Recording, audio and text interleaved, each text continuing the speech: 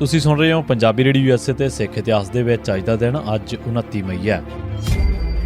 29 ਮਈ 1960 22 ਮਈ 1960 ਦੀ ਅੰਮ੍ਰਿਤਸਰ ਦੀ convention ਦੇ ਵਿੱਚ ਪੰਜਾਬੀ ਸੂਬੇ ਬਾਰੇ ਮੋਰਚਾ ਲਾਉਣ ਦਾ ਜ਼ਿਕਰ ਤੱਕ ਨਹੀਂ ਸੀ। ਅਕਾਲੀ ਦਲ ਨੇ ਸਿਰਫ ਐਲਾਨ ਹੀ ਕੀਤਾ ਸੀ ਕਿ ਪੰਜਾਬੀ ਸੂਬੇ ਦੇ ਸਬੰਧ ਦੇ ਵਿੱਚ ਲੋਕਾਂ ਨੂੰ ਜਾਣਕਾਰੀ ਦੇਣ ਵਾਸਤੇ ਪ੍ਰਚਾਰ ਕੀਤਾ ਜਾਏ ਅਤੇ ਇਸ ਸਬੰਧ ਦੇ ਵਿੱਚ 12 ਜੂਨ 1960 ਦੇ ਦਿਨ ਦਿੱਲੀ ਵਿੱਚ ਇੱਕ ਜਲੂਸ ਕੱਢਿਆ ਜਾਵੇ। ਇਸ ਜਲੂਸ ਦੇ ਵਿੱਚ ਸ਼ਾਮਲ ਹੋਣ ਵਾਸਤੇ ਮਾਸਟਰ ਤਾਰਾ ਸਿੰਘ ਨੇ 29 ਮਈ 1960 ਦੇ ਦਿਨ ਅਕਾਲ ਤਖ਼ਤ ਸਾਹਿਬ ਤੋਂ 11 ਸਿੱਖਾਂ ਦਾ ਇੱਕ ਜੱਥਾ ਲੈ ਕੇ ਜਾਣਾ ਸੀ। ਪੰਜਾਬ ਦੇ ਵਿੱਚ ਕੈਰੋਂ ਦੀ ਸਰਕਾਰ ਸੀ। ਉਹ ਦਿੱਲੀ ਸਰਕਾਰ ਖਾਸ ਕਰਕੇ ਜਵਾਹਰ ਲਾਲ ਨਹਿਰੂ ਨੂੰ ਖੁਸ਼ ਕਰਨ ਵਾਸਤੇ 24-25 ਦੀ ਦਰਮਿਆਨੀ ਰਾਤ ਨੂੰ ਮਾਸਟਰ ਤਾਰਾ ਸਿੰਘ ਨੂੰ ਉਸਨੇ ਗ੍ਰਿਫਤਾਰ ਕਰਵਾਤਾ। ਭਾਵੇਂ ਮਾਸਟਰ ਤਾਰਾ ਸਿੰਘ ਜੇਲ੍ਹ ਦੇ ਵਿੱਚ ਸੀ, ਪਰ ਮਿੱਥੇ ਹੋਏ ਐਲਾਨ ਦੇ ਮੁਤਾਬਕ 29 ਮਈ ਨੂੰ ਜੱਥਾ ਦਿੱਲੀ ਦੇ 12 ਜੂਨ ਦੇ ਜਲੂਸ ਦੀ ਅਗਵਾਈ ਕਰਨ ਵਾਸਤੇ ਅਕਾਲ ਤਖ਼ਤ ਸਾਹਿਬ ਤੋਂ ਟੋਰਿਆ ਗਿਆ। ਇਹ ਜੱਥੇ ਦੀ ਅਗਵਾਈ ਪ੍ਰਿੰਸੀਪਲ ਇਕਬਾਲ ਸਿੰਘ ਬੋਪਾਰਾਏ ਨੇ ਕੀਤੀ। ਜੱਥੇ ਦੇ ਤੁਰਨ ਵੇਲੇ ਅਕਾਲ ਤਖ਼ਤ ਸਾਹਿਬ ਤੇ 40,000 ਤੋਂ ਵੱਧ ਸਿੱਖ ਹਾਜ਼ਰ ਸਨ। ਇਸ ਜਥੇ ਨੇ ਅਕਾਲ ਤਖ਼ਤ ਸਾਹਿਬ ਤੇ ਪੁਰਅਮਨ ਰਹਿਣ ਦਾ ਪ੍ਰਣ ਕੀਤਾ ਤੇ ਅਰਦਾਸ ਕਰਨ ਤੋਂ ਮਗਰੋਂ ਹਜ਼ਾਰਾਂ ਸੰਗਤਾਂ ਦੇ ਨਾਲ ਇਹ ਜੱਥਾ ਜਲੂਸ ਦੀ ਸ਼ਕਲ ਦੇ ਵਿੱਚ ਦਰਬਾਰ ਸਾਹਿਬ ਤੋਂ ਚੱਲਿਆ।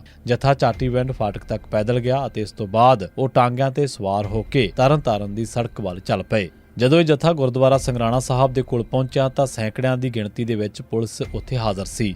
ਪੁਲਿਸ ਨੇ ਜਥੇ ਦੇ ਟਾਂਗਿਆਂ ਨੂੰ ਰੋਕ ਲਿਆ ਅਤੇ ਪ੍ਰਿੰਸੀਪਲ ਇਕਬਾਲ ਸਿੰਘ ਨੇ ਆਖਿਆ ਕਿ ਤੁਸੀਂ ਅਤੇ ਤੁਹਾਡਾ ਜਥਾ ਗ੍ਰਿਫਤਾਰ ਹੋ ਚੁੱਕੇ ਹੋ ਅਤੇ ਇਸ ਕਰਕੇ ਟਾਂਗਿਆਂ ਤੋਂ ਉਤਰ ਕੇ ਪੁਲਿਸ ਦੀਆਂ ਗੱਡੀਆਂ ਦੇ ਵਿੱਚ ਬੈਠ ਜਾਓ। ਜਦ ਪ੍ਰਿੰਸੀਪਲ ਇਕਬਾਲ ਸਿੰਘ ਨੇ ਉਹਨਾਂ ਕੋਲੋਂ ਗ੍ਰਿਫਤਾਰੀ ਦੇ ਵਾਰੰਟ ਮੰਗੇ ਤਾਂ ਪੁਲਿਸ ਨੇ ਉਹਨਾਂ ਨੂੰ ਦੱਸਿਆ ਕਿ ਗ੍ਰਿਫਤਾਰੀ ਟ੍ਰੈਫਿਕ ਐਕਟ ਦੇ ਹੇਠ ਕੀਤੀ ਗਈ ਹੈ ਕਿਉਂਕਿ ਤੁਹਾਡੇ ਜਥੇ ਨੇ ਸੜਕ ਉੱਤੇ ਆਵਾਜਾਈ ਦੇ ਵਿੱਚ ਰੁਕਾਵਟ ਪਾਈ ਹੈ। 29 ਮਈ 1987 ਬਰਨਾਲੇ ਦੀ ਸਰਕਾਰ ਖਤਮ ਹੋਣ ਤੋਂ ਮਗਰੋਂ ਰਿਬੈਰੋ ਨੇ ਸਿਰਫ 2 ਮਹੀਨਿਆਂ ਦੇ ਵਿੱਚ ਹੀ 100 ਤੋਂ ਵੱਧ ਸਿੱਖ ਨੌਜਵਾਨ ਫੜ ਕੇ ਮਾਰ ਦਿੱਤੇ।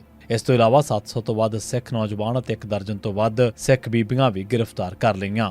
29 ਮਈ 1987 ਨੂੰ ਹਜ਼ਾਰਾਂ ਦੀ ਤਾਦਾਦ ਦੇ ਵਿੱਚ ਫੌਜ ਤੇ ਪੁਲਿਸ ਨੇ 140 ਕਿਲੋਮੀਟਰ ਦੇ ਵਿੱਚ ਕਰਫਿਊ ਲਾ ਕੇ 340 ਪਿੰਡਾਂ ਨੂੰ ਘੇਰਾ ਪਾ ਕੇ ਘਰੋਂ ਘਰੀ ਤਲਾਸ਼ੀ ਲਈ, ਪਰ ਰਿਬੈਰੋ ਨੂੰ ਉੱਥੋਂ ਕੁਝ ਵੀ ਹਾਸਲ ਨਾ ਹੋਇਆ। ਬਿਲਕੁਲ ਮੰਡ ਆਪਰੇਸ਼ਨ ਜੁਲਾਈ 1986 ਵਾਂਗ ਇਸ ਦੇ ਵਿੱਚ ਵੀ ਬੇਸ਼ਰਮੀ ਲੁਕਾਉਣ ਵਾਸਤੇ ਪੁਲਿਸ ਨੇ ਘਰਾਂ ਦੇ ਵਿੱਚੋਂ ਬੇਕਸੂਰ ਨੌਜਵਾਨ ਮੁੰਡੇ ਅਤੇ ਮਹਿਮਾਨਾਂ ਨੂੰ ਹਿਰਾਸਤ ਦੇ ਵਿੱਚ ਲੈ ਲਿਆ। ਪਹਿਲੋਂ ਜਲੰਧਰ ਸ਼ਹਿਰ ਦੇ ਮੁਹੱਲਿਆਂ ਹਰਨਾਮਦਾਸਪੁਰਾ, ਪ੍ਰੀਤਨਗਰ, ਅਮਨਨਗਰ, ਰਿਸ਼ੀਨਗਰ, ਸੰਤਨਗਰ, ਬਸ਼ੀਰਪੁਰਾ, ਗਾਜ਼ੀ ਮੁਹੱਲਾ ਦੇ ਵਿੱਚ ਵੀ ਘਰ ਘਰ ਦੀ ਤਲਾਸ਼ੀ ਲਈ ਗਈ ਸੀ, ਪਰ ਕੁਝ ਵੀ ਹੱਥ ਨਹੀਂ ਸੀ ਲੱਗਿਆ।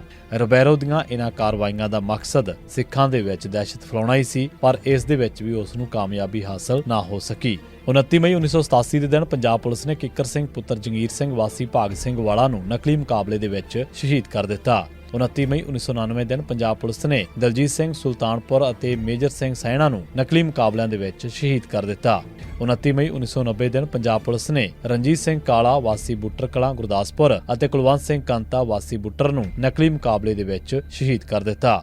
29 ਮਈ 1991 ਦਿਨ ਪੰਜਾਬ ਪੁਲਿਸ ਨੇ ਸੁਖਵਿੰਦਰ ਸਿੰਘ ਸੁੱਖਾ ਉਰਫ ਜੋਗਾ ਸਿੰਘ ਵਾਸੀ ਮੁਰਾਦਪੁਰ, ਸੁਖਵਿੰਦਰ ਸਿੰਘ ਸੁੱਖੀ ਵਾਸੀ ਪੁਲ ਪੁਖਤਾ, ਸੁਖਵਿੰਦਰ ਸਿੰਘ ਬਿੱਟੂ ਵਾਸੀ ਫਿਰੋਜ਼ ਰੋਲੀਆ, ਸੁਖਵਿੰਦਰ ਸਿੰਘ ਲਾਲੀ ਅਤੇ ਉਸ ਦੇ ਪਿਤਾ ਸੁਲੱਖਣ ਸਿੰਘ ਦੋਵੇਂ ਵਾਸੀ ਪੰਜ ਗਰਾਈਆਂ, ਨਿਰਵੈਰ ਸਿੰਘ ਬੱਬੂ ਵਾਸੀ ਸੋਈਆਂ, ਮਨਜੀਤ ਸਿੰਘ ਜੱਗਾ ਵਾਸੀ ਭਾਗੋਵਾਲ ਨੂੰ ਨਕਲੀ ਮੁਕਾਬਲਿਆਂ ਦੇ ਵਿੱਚ ਸ਼ਹੀਦ ਕਰ ਦਿੱਤਾ। 29 ਮਈ 1991 ਦਿਨ ਪੰਜਾਬ ਪੁਲਿਸ ਨੇ ਸੁਖਵਿੰਦਰ ਸਿੰਘ ਪੁੱਤਰ ਸੋਹਣ ਸਿੰਘ ਵਾਸੀ ਪੰਜ ਗਰਾਈ ਜ਼ਿਲ੍ਹਾ ਗੁਰਦਾਸਪੁਰ ਨੂੰ ਇੱਕ ਨਕਲੀ ਮੁਕਾਬਲੇ ਦੇ ਵਿੱਚ ਸ਼ਹੀਦ ਕਰ ਦਿੱਤਾ। 29 ਮਈ 1992 ਨੂੰ ਨਰਿੰਦਰਪਾਲ ਸਿੰਘ, ਰਾਜਵੰਤ ਸਿੰਘ ਰਾਜੂ, ਪ੍ਰਤਾਪ ਸਿੰਘ, ਦਵਿੰਦਰ ਸਿੰਘ, ਤਲਵੰਡੀ ਡੋਗਰਾ ਅਤੇ ਕੁਲਬੀਰ ਸਿੰਘ ਡੱਬੂ ਨਕਲੀ ਮੁਕਾਬਲੇ ਦੇ ਵਿੱਚ ਸ਼ਹੀਦ ਕਰ ਦਿੱਤੇ ਗਏ। 29 ਮਈ 1993 ਦਿਨ ਬੱਬਰ ਖਾਲਸਾ ਦੇ ਗੁਰਮੇਲ ਸਿੰਘ ਪੁੱਤਰ ਕੇਰ ਸਿੰਘ ਵਾਸੀ ਥਾਂਦੇਵਾਲਾ ਜ਼ਿਲ੍ਹਾ ਮੁਕਤਸਰ ਨੇ ਸ਼ਹੀਦੀ ਹਾਸਲ ਕੀਤੀ। ਖਾਲਿਸਤਾਨ ਦੀ ਜਦੋਜਹਿਦ ਦੇ ਦੌਰਾਨ 29 ਮਈ 1993 ਦਿਨ ਜਦੋਂ ਭੁੱਲਰ ਪਿੰਡ ਦੇ ਵਿੱਚ ਇੱਕ ਖੇਤ ਦੇ ਵਿੱਚ ਆਰਾਮ ਕਰ ਰਿਹਾ ਸੀ ਤਾਂ ਕਿਸੇ ਦੁਸ਼ਮਣ ਦੀ ਇਤਲਾਹ ਤੇ ਪੰਜਾਬ ਪੁਲਿਸ ਨੇ ਉਸ ਨੂੰ ਘੇਰਾ ਪਾ ਲਿਆ, ਪਰ ਉਸਨੇ ਹਥਿਆਰ ਸੁੱਟਣ ਦੀ ਬਜਾਏ ਮੁਕਾਬਲਾ ਸ਼ੁਰੂ ਕਰ ਦਿੱਤਾ। 2 ਘੰਟੇ ਦੀ ਲੜਾਈ ਮਗਰੋਂ ਜਦੋਂ ਉਸ ਦੇ ਕੋਲ ਕਾਰਤੂਸ ਮੁੱਕ ਗਏ ਤਾਂ ਉਸ ਨੇ ਪੁਲਿਸ ਦੇ ਹੱਥ ਆ ਕੇ ਤਸੀਹੇ ਸਹਿਣ ਮਗਰੋਂ ਨਕਲੀ ਮੁਕਾਬਲੇ ਦੇ ਵਿੱਚ ਮਾਰੇ ਜਾਣ ਦੀ ਬਜਾਏ ਸਾਇਆਨਾਈਡ ਦਾ ਕੈਪਸੂਲ ਖਾ ਕੇ ਆਪਣੀ ਜਾਨ ਦੇ ਦਿੱਤੀ। ਇਸੇ ਸਿੱਖ ਇਤਿਹਾਸ ਦੇ ਵਿੱਚ 29 ਮਈ ਦਾ ਦਿਨ ਤੁਸੀਂ ਸੁਣਦੇ ਰਹੋ ਪੰਜਾਬੀ ਰੇਡੀਓ USA।